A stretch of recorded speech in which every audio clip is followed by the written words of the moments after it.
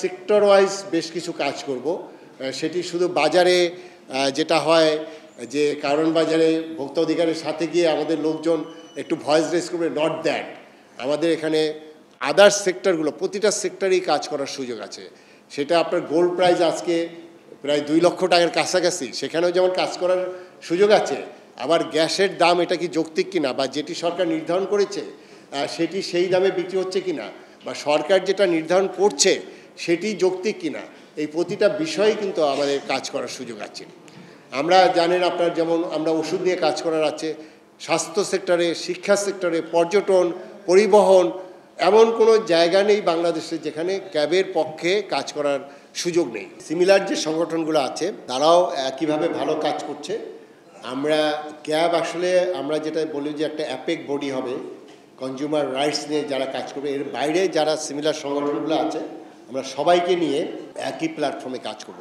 শুধু আপনার বাজারে বাজারে এই আলুর দাম আর পটলের দাম নিয়ে নয়, আমরা হেলথ সেক্টরে কাজ করার বহু সুযোগ আছে আপনারা জানেন, এবং আমাদের ওষুধের দাম থেকে শুরু করে আমাদের স্বাস্থ্য ব্যবস্থা, সেখানে আসলে এটি তো সাংবিধানিক অধিকার, সেখানে আমরা কিভাবে এক্সপ্লয়েট হচ্ছি, আমাদের এই যে টেস্টিং যেগুলো হয়, যে ল্যাবগুলো, সেখানে আপনার কি রিয়েজেন্ট দিয়ে আদৌ সে কতটুকু টেস্ট করে, এগুলো নিয়ে আমরা গবেষণা করব।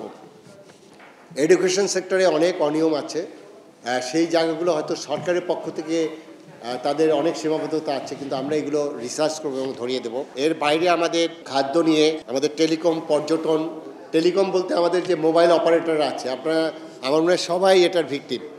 এই যে আপনার কল ড্রপ হয়ে যাচ্ছে, আর যে প্যাকেজের 3 ভাগের 1 ভাগও খরচ হয় না, এবং প্যাকেজগুলো এমনভাবে করে আপনার 3 দিনের প্যাকেজ হলো খুব কম দাম, আর যত আপনার 30 দিন বা এই প্যাকেজগুলো এত বেশি দাম। তা এই বিষয়গুলো নিয়ে আমাদের কাজ করার আছে। অর্থাৎ তারা প্যাকেজ দিবে, কিন্তু এটা কি ভোক্তার স্বার্থে বা এগুলো আছে কি না, এবং কল ড্রপ হয়ে যাচ্ছে, আপনার মিনিট কেটে নিচ্ছে, এই বিষয়ে আমরা কাজ করব।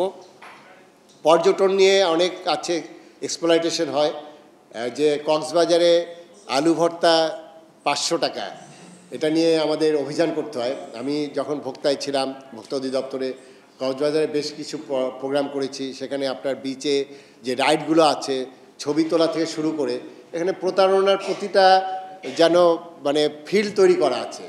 তা এই সব জায়গায় আমাদের, কারণ একটা পর্যটন বান্ধব যদি একটি পরিবেশ তৈরি না করা যায় তো এটা বিকশিত হবে না। সেখানে আমরা কিন্তু প্রাইভেট সেক্টর থেকে, অ্যাজ এ ক্যাবের পক্ষ থেকে এই বিষয়গুলো একটা বড় ভয়েস রেজ করতে পারি।